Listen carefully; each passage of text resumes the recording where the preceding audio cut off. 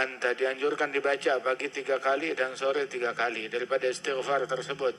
Nabi Nuh itu beliau di dalam dakwahnya dan dakwahnya para nabi-nabi, Nabi Nuh, Nabi Hud, Nabi Saleh, Nabi Syuaib, semua dakwahnya nabi-nabi ngajak kaumnya untuk beristighfar kepada Allah Ta'ala.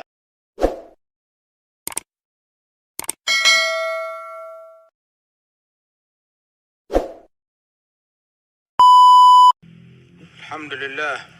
Sallallahu wasallam ala Sayyidina Rasulillah Sayyidina Muhammad bin Abdullah wa ala alihi wa sahbihi wa mawala. Ma ba'd. Kita bersyukur kepada Allah Ta'ala. Ini adalah malam Jumat pertama di bulan Rajab yang dimuliakan oleh Allah Ta'ala. Malam Jumat udah spesial istimewa.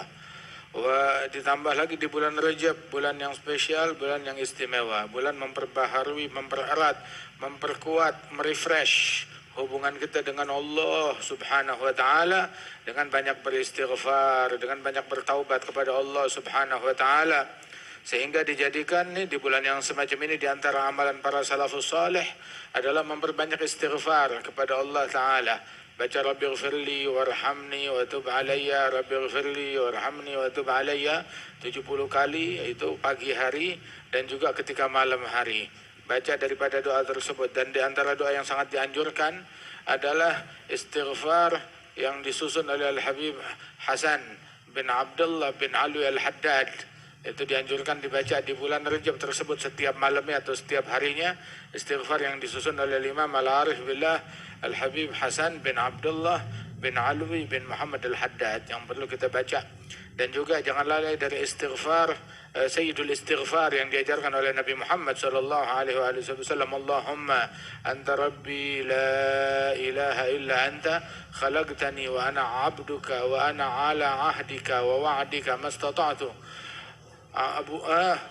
A'udzu bika min syarri ma sana'tu, abu'u laka bi ni'matika 'alayya wa abu'u bi dhanbi faghfir li innahu la yaghfiru dzunuba illa anta. Dianjurkan dibaca pagi 3 kali dan sore 3 kali daripada istighfar tersebut. Nabi Nuh itu beliau di dalam dakwahnya dan dakwahnya para nabi-nabi, Nabi Nuh, Nabi Hud, Nabi Saleh, Nabi Syuaib, semua dakwahnya nabi-nabi ngajak kaumnya untuk beristighfar kepada Allah Ta'ala. Sayyidina Nuh bilang, faqultu astaghfiru rabbakum innahu kana ghaffara yursilis samaa alaikum midrara yumdidkum bi amwali wa banin wa yaj'al lakum jannati wa yaj'al lakum anhara. Saya bilang kepada umatku, ya Rabb, saya bilang kepada mereka, beristighfarlah kepada Tuhan kalian, Allah Ta'ala Maha Pengampun.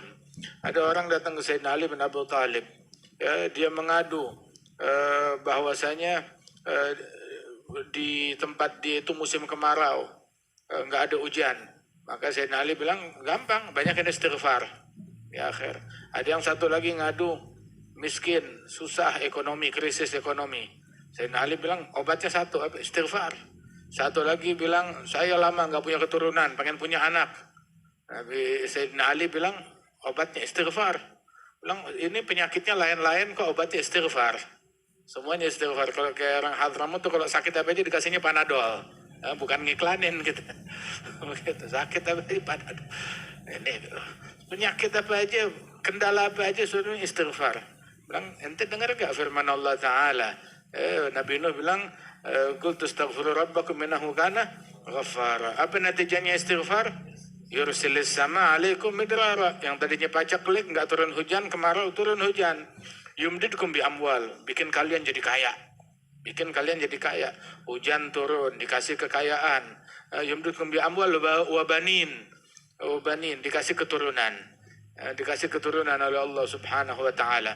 Nabi Muhammad bilang, istaghfiru rabbakum, minta ampunan kepada Tuhan kalian. Fa inna istaghfartu rabbi, saya tiap hari itu istighfar kepada Tuhanku itu 80 kali. Beristighfar kepada Allah Subhanahu wa Ta'ala. Subhanallah. Rasul sallallahu alaihi wasallam di majelis beliau ada satu sahabat menghitung, bilang, saya hadir majelis bersama Nabi. Di majelis yang saya hadir, Nabi bilang, Rabbighfirli wa tub alayya innaka antat tawwabur rahim. Rabbighfirli wa tub alayya innaka antat tawwabur rahim. Itu lebih hampir 100 kali saya hitung dalam satu majelisnya Rasulullah sallallahu alaihi wasallam. Sebentar-sebentar ngomong gitu, sebentar-sebentar ngomong gitu. Totalnya sepanjang satu majelis sampai 100 kali disebut oleh Nabi Muhammad sallallahu alaihi wasallam. bangun malam sampai kakinya bengkak. Siti Aisyah bilang, ya Rasulullah, kenapa bangun malam? Kan dosanya udah kenapa bangun malam sampai kaki bengkak? Kan udah diampunin dosa yang terdahulu dan yang akan datang. Nggak ada dosanya, tapi bangun malam sampai kakinya bengkak. Wah, kita nggak bangun malam seolah-olah kita nggak punya dosa. Padahal dosa kita setumpuk, dosa kita sebanyak-banyaknya. Ya Allah, Nabi banyak istighfar, padahal qad ghafarallahu laka ma taqaddama min dzambika wa ma ta'akhkhar. Udah diampunin dosanya yang terdahulu dan yang akan datang. Yaghfir lakallahu ma taqaddama min dzambika wa ma ta'akhkhar, yutimma ni'matahu 'alaika wa yahdiyaka siratan mustaqima wa yansurakallahu nasran aziza. Dosanya siapa yang dimintain ampunan oleh Nabi Muhammad? Ya dosanya kita.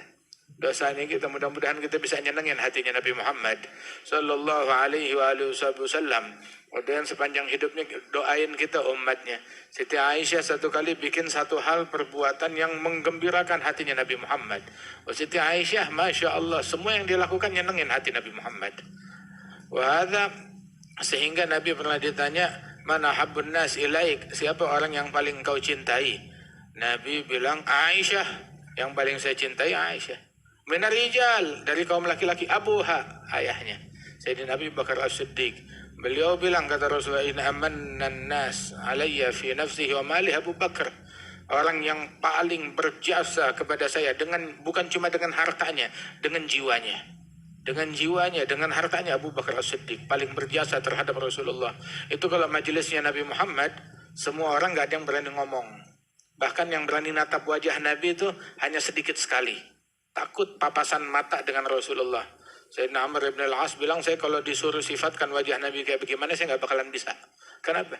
Saking saya jarang ngeliatin wajahnya Nabi Muhammad, gak berani tatapan mata dengan Rasulullah.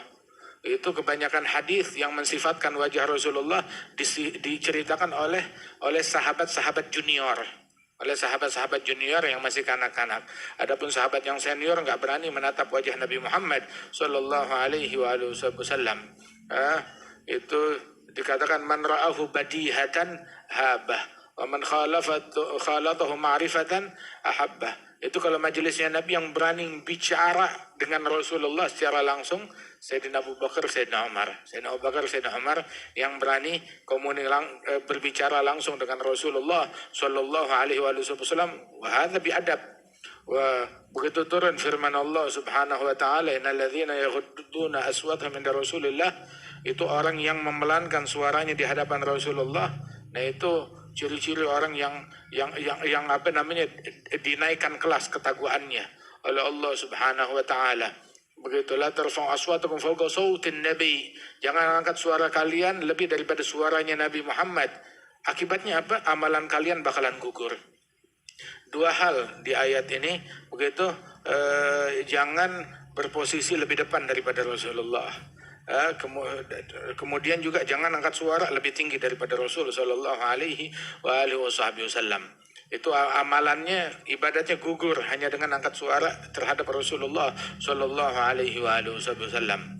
Wah, sejak turun ayat itu, Sayyidina Umar, Sayyidina Abu Bakar nggak bicara kecuali dengan suara yang pelan, sampai kadang diulang sama Nabi Muhammad, apa kamu ngomong? Begitu, yasta'idu, Rasulullah minta ulang lagi, kamu bicara apa? Saking pelannya ucapan mereka di hadapan Rasulullah sallallahu alaihi wasallam. Lihat Sayyidatuna Aisyah radhiyallahu anha, sampai itu saking cintanya Nabi kepada beliau, itu satu pasukan ditunda keberangkatannya. Begitu, ya untuk Sayyidatuna Aisyah. Kenapa nyari kalung? Itu kalung bukan punyanya dia, punyanya Hafsah, pinjaman itu kalung. Emang nggak punya kalung sendiri Siti Aisyah? Jadi mau diajak jalan sama suaminya, ya nggak ada perhiasan, ya pinjam perhiasan punya istri yang lain, punya Sayyidatuna Hafsah. Dipakai oleh Siti Aisyah. Udah gitu hilang, tercecer, ada amanat. Kemudian ditunda perjalanan tersebut untuk nyari kalung itu. Yang rupanya itu kalung ada di bawah ketika untanya berdiri, nggak taunya kalungnya ada di situ. Masya Allah. Syekhana Al-Habib Umar bilang bahwasanya itu waktu ada hadis Siti Aisyah ngejahit baju malam-malam habis isya, nggak ada lampu. Kenapa jahitnya malam, nggak ngejahit siang? Kan kalau kita bilang, lu ngapain jahit malam, gelap, kagak ada lampu. Kenapa nggak siang jahitnya? Kenapa? Satu, berarti darurat. Besok subuh mesti sholat. Pakai baju yang lain. Nggak ada baju yang lain. Orang perempuan gitu bajunya berapa lemari? Itu lemari sampai mau pecah, sampai mau meletus. Lemarinya mau meletus. Masya Allah. Kalau perhiasan mereka sama aksesorisnya suruh dipakai semuanya, berotot semuanya tuh kaum wanita kita. Saking beratnya tuh perhiasan. La ilaha illallah. Siti Aisyah perhiasannya satu, boleh minjem. Boleh minjem. Oh, bajunya sobek, mau dipakai sholat buat subuh besok, ya jahit nih malam juga, nggak ada lagi. Begitu dijahit malam itu juga. Masya Allah, radhiyallahu anhun, wa an jami' azwaji Rasulillahi ajma'in. Wa hakadha